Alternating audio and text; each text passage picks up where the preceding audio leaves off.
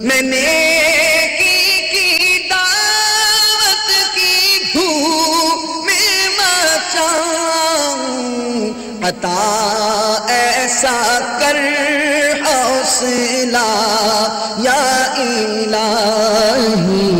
یاد رکھیے کہ زبان اللہ عز و جل کی عظیم نعمت ہے، اس کے بارے میں بھی قیامت کے روز سوال ہونا ہے، لہذا اس کا ہرگز بیجا استعمال نہ کیا جائے۔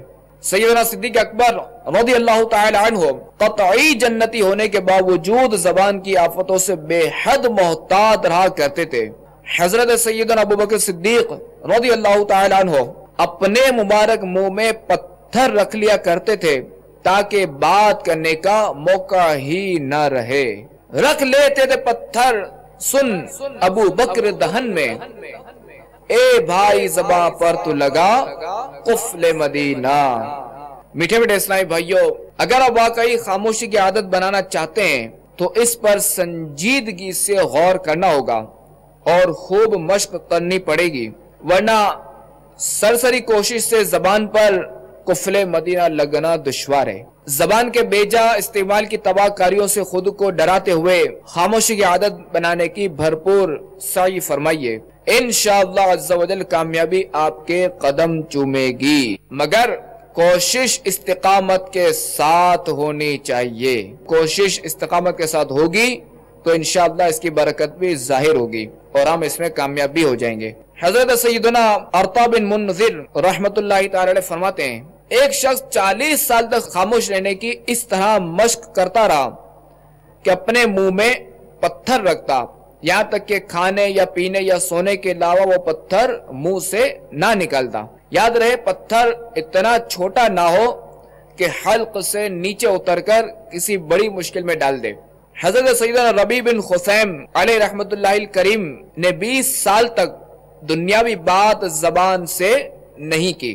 جب صبح ہوتی تو قلم دوات اور کاغذ لے لیتے اور دن بھر جو بولتے اسے لکھ لیتے، اور شام اس لکھے ہوئے کے مطابق اپنا محاسبہ فرماتے۔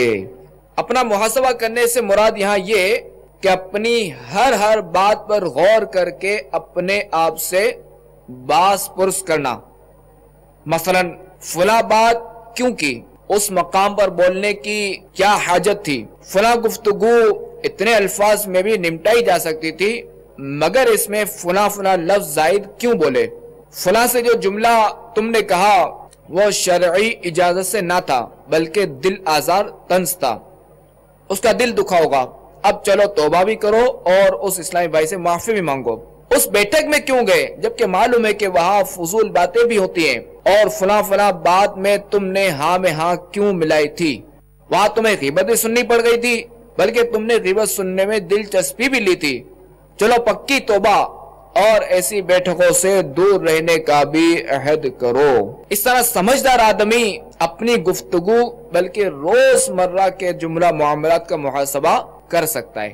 یوں گناہ، بے احتیاطیاں، اپنی بہت ساری کمزوریاں اور خامیاں سامنے آ سکتی اور اصلاح کا سامان ہو سکتا ہے۔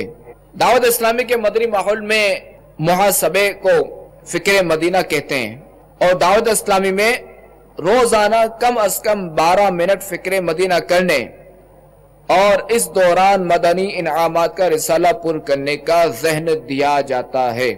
ذکر و درود ہر گھڑی ورد زباں رہے، میری فضول گوئی کی عادت نکال دو۔